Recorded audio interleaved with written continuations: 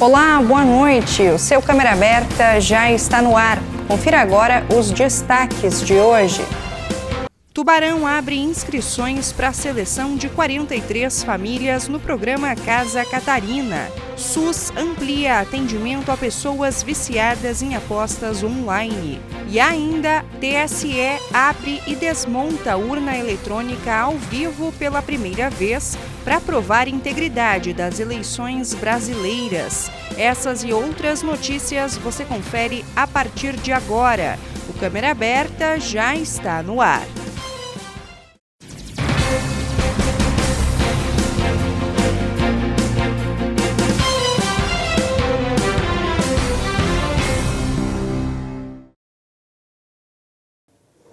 O Sistema Único de Saúde ampliou o atendimento para pessoas com problemas relacionados às apostas online. A partir de agora, o serviço passa a oferecer até 100 mil teleatendimentos por mês, uma medida adotada aí diante do aumento da procura por ajuda de quem tem dificuldade para controlar o hábito de apostar. O Sistema Único de Saúde passou a oferecer até 100 mil teleatendimentos mensais para pessoas que enfrentam problemas relacionados aos jogos e às apostas online. A ampliação foi anunciada pelo Ministério da Saúde e ocorre após o crescimento da procura pelo serviço, que havia sido lançado em março deste ano. Até então, eram realizados cerca de 600 atendimentos por mês. Agora, a expectativa é ampliar significativamente o acesso ao acompanhamento especializado. O atendimento é feito de forma gratuita pelo aplicativo Meu SUS Digital, em parceria com o Ministério da Fazenda e a Agência Brasileira de Apoio à Gestão do SUS. De forma remota e sigilosa, o serviço oferece acolhimento, orientação e acompanhamento profissional, funcionando como porta de entrada para a rede de atenção psicossocial, responsável pelo tratamento de pessoas com transtornos relacionados à saúde mental. Dados do Ministério da Saúde mostram que mais de 1 milhão de pessoas já solicitaram a autoexclusão do CPF de plataformas de apostas por meio da plataforma centralizada de autoexclusão. Entre elas,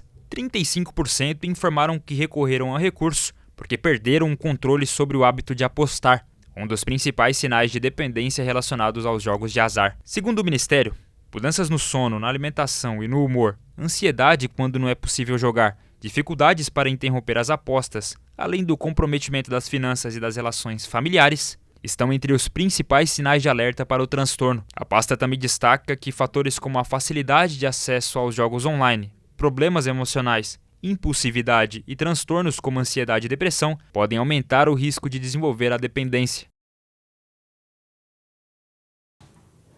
Bom, mudando de assunto, a Prefeitura de Tubarão abriu nessa semana as inscrições para um programa habitacional que vai beneficiar 43 famílias do município. O Casa Catarina vai destinar moradias para pessoas em situação de vulnerabilidade e os interessados têm até o dia 1º de setembro para fazer o cadastro.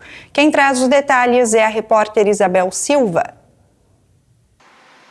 As inscrições para o programa Casa Catarina começaram nesta segunda-feira e seguem até o dia 1º de setembro. Ao todo, serão selecionadas 43 famílias para receber unidades habitacionais na modalidade de habitação urbana. Das 43 casas previstas, 34 serão destinadas à demanda geral e outras 9 vão atender cotas específicas previstas em lei. São 6 moradias para pessoas com deficiência e 3 para idosos com 60 anos ou mais. Para participar, as famílias precisam cumprir alguns critérios. É necessário ter renda familiar de até 4 salários mínimos, não possuir outro imóvel, nunca ter recebido benefício habitacional e morar em Tubarão há pelo menos 10 anos de forma ininterrupta. A seleção das famílias será feita por meio de uma pontuação. O edital prevê até 100 pontos e leva em consideração situações de maior vulnerabilidade social. Famílias que vivem em áreas de risco, insalubres ou irregulares recebem a maior pontuação com 20 pontos. Também são considerados critérios como recebimento de aluguel social, presença de pessoas com deficiência ou idosos na família, pagamento de aluguel, casa cedida, chefia feminina e filhos menores de 12 anos. As inscrições devem ser feitas presencialmente na Secretaria de Assistência Social, Mulher e Família família na Casa da Cidadania, que fica na rua São Manuel, no centro de Tubarão. O atendimento ocorre de segunda a sexta-feira, das 2 às 6 da tarde e aos sábados, das 9 ao meio-dia. A distribuição de senhas começa a partir da 1h da tarde, com limite de 120 atendimentos por dia. A Prefeitura orienta que os candidatos confiram a lista de documentos exigidos no edital antes de realizar a inscrição. O resultado preliminar dos selecionados está previsto, então, para ser divulgado no dia 3 de novembro. Depois do período de recursos, a lista final deve ser homologada no dia 24 de novembro. A entrega das chaves vai depender do cronograma de conclusão das obras. Olha, Cauana, por enquanto essas são as principais informações sobre esse assunto. Eu volto com você aí do estúdio. Muito obrigada, Isabel. Nós vamos para o intervalo. A seguir, tem detalhes da previsão do tempo e ainda uma entrevista sobre a produção de vinho da vinícola Suzin, da Serra Catarinense. Não saia daí que a gente já volta.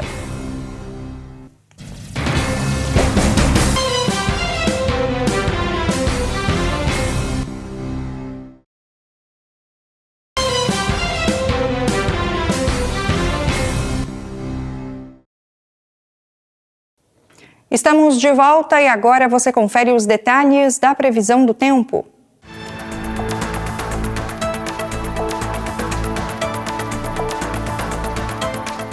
Na quinta, o tempo segue instável em parte da região da Amurel. Em Tubarão, a mínima prevista é de 14 e a máxima chega aos 24 graus, com previsão de chuva ao longo do dia. Em Laguna, os termômetros variam entre 16 e 21 graus, também com chuva. Em Imbituba, a mínima será de 15 e a máxima de 23 graus, com sol entre nuvens.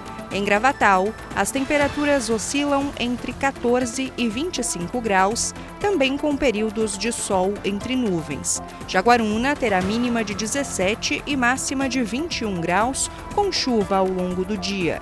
Já em Pescaria Brava, a previsão indica a mínima de 14 e máxima de 24 graus, com sol entre nuvens. Na sexta, a chuva volta a predominar em toda a região, acompanhada de temperaturas mais baixas. Em Tubarão, a mínima prevista é de 11 e a máxima chega aos 23 graus. Em Laguna, os termômetros variam entre 14 e 21 graus, com chuva. Em Imbituba, a mínima será de 12 e a máxima de 22 graus, também com tempo chuvoso. Em Gravatal, as temperaturas oscilam entre 10 e 22 graus, com previsão de chuva. Jaguaruna registra a mínima de 15 e a máxima não passa dos 22 graus, mantendo a condição de tempo instável. Já em Pescaria Brava, a mínima será de 11 e a máxima de 23 graus, com chuva ao longo do dia.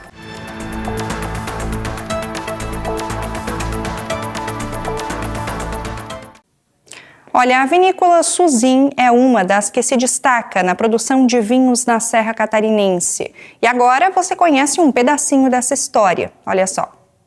Em 2003 nós conseguimos produzir 189 garrafas. Uma parte ficou para a vinícola, para quem tinha vinificado, e a outra metade para nós. Tomamos tudo, tinha ficado bem interessante. O ano seguinte, 2004... acabou que o pessoal fez um corte lá que não era para ter sido feito, acabaram misturando o vinho nosso com o vinho deles, o pessoal do Rio Grande lá, que acabou fazendo uma coisa que a gente não queria, não estava no nosso combinado. Aí aquele vinho não foi para o mercado, nós não tomamos, acabou pegando, foi desperdício mesmo, aquela safra 2004. 2005, Um aprendizado que eu tinha, bom, vou falar do 2005. 2005, uma safra já bacana, na época deu 8.500 litros. 8.500 litros. Um volume muito grande comparado com o primeiro. Sim. Sim, porque aí a uva do terceiro, quarto ano ali, aí já começa a produzir bem. Mas veja bem, 8.500 litros para quem estava precisando colocar a uva, o vinho no mercado, quem estava precisando de dinheiro. O vinho não estava como eu queria, tinha em excesso uma substância chamada pirazina, um pimentão, aquele vegetal, pimentão verde. O vinho não estava como eu queria e eu precisava colocar o vinho no mercado. Mas também estava desde o início determinado que o vinho nosso seria um vinho de qualidade, diferente, e que eu iria posicioná-lo baliza alta. Esse vinho não foi para o mercado também. Ficou no tanque um tempo, depois foi para a barrica, ficou um tempo em tanque, depois ele acabou sendo destilado, foi para a barrica, ficou 12 anos em barrica, e passou aí um brand, no caso, né? E as últimas garrafas agora tem 100 e poucas garrafas para terminar de vender ele. Então a safra 2006, o ano seguinte, é que veio a primeira safra que realmente nós pusemos no mercado, que ela estava dentro do padrão mínimo que eu já tinha determinado para a gente. Eu estava aprendendo ainda, quer dizer, aprendendo estou até hoje, mas estava na fase inicial, vinhedo novo. Nós não tínhamos essa facilidade de informação que tem hoje. A região era toda nova. Hoje só erra com os nossos erros quem não vai atrás de informação. Então eles têm condições hoje de produzir um vinho, não vou dizer igual, semelhante ao nosso, em muito menos tempo. Não precisa levar 25 anos de acertos e erros para começar a produzir algo interessante. Não que nós tenhamos levado todo esse tempo também, né? Mas apanhamos bastante. E aí, 2006 para frente, aí começou realmente a marca Suzin a entrar no mercado. Isso no ano de 2008. Na época não era ProWine, era Expovitz, em São Paulo. Fomos lá, participamos da feira com 2 rótulos.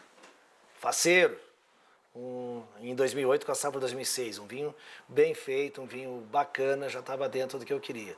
E dali para frente a coisa foi ampliando. Bom, nós vamos para mais um intervalo. A seguir você vai conferir como foi a abertura pela primeira vez de uma urna com transmissão ao vivo.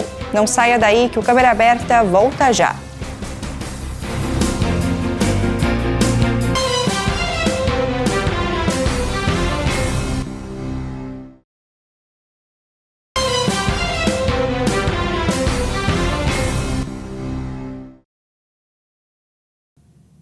Câmera Aberta de volta e agora para te mostrar o comentário do filósofo, psicólogo e professor Mattiola, que hoje fala sobre a sobrecarga doméstica.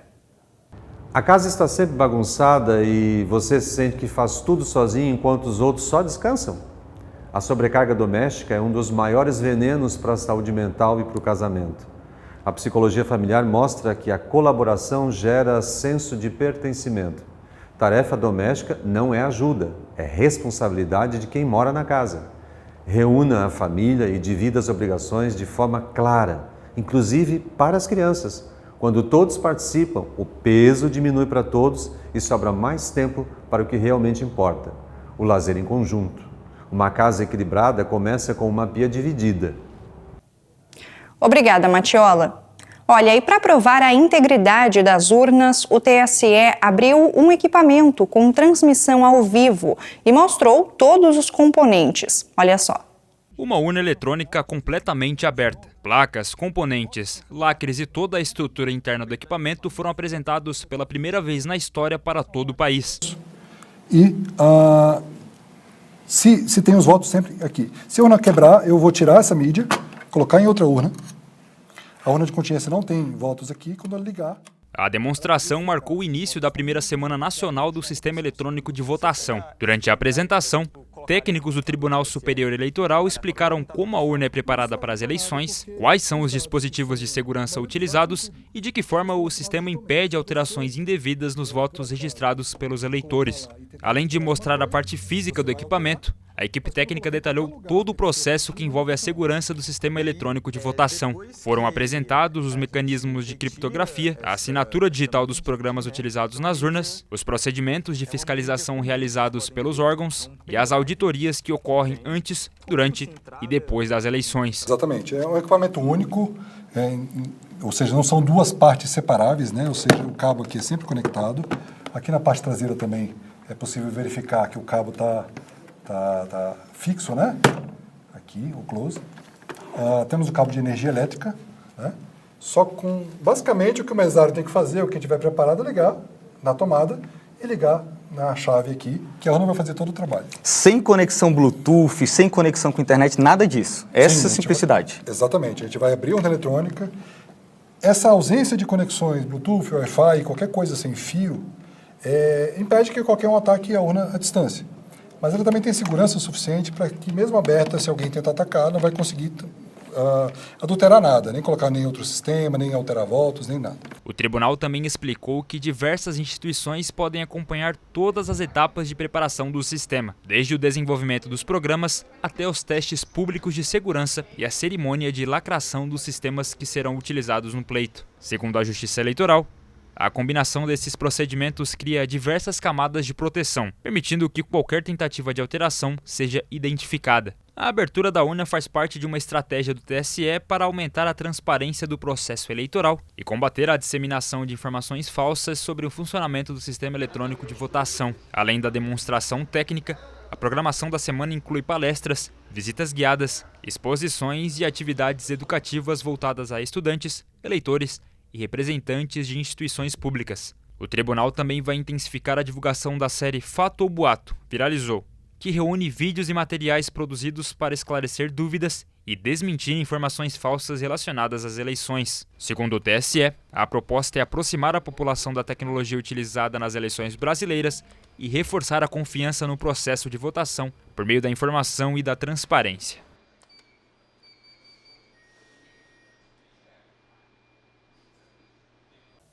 O Câmera Aberta de hoje fica por aqui. Outras notícias lá no nosso portal unitv.com.br. E para reassistir essa edição ou as nossas reportagens, basta você acessar o canal do YouTube ou então o nosso perfil do Instagram, lá no @unitvsc. Muito obrigada pela sua companhia, tenha uma ótima noite e até amanhã.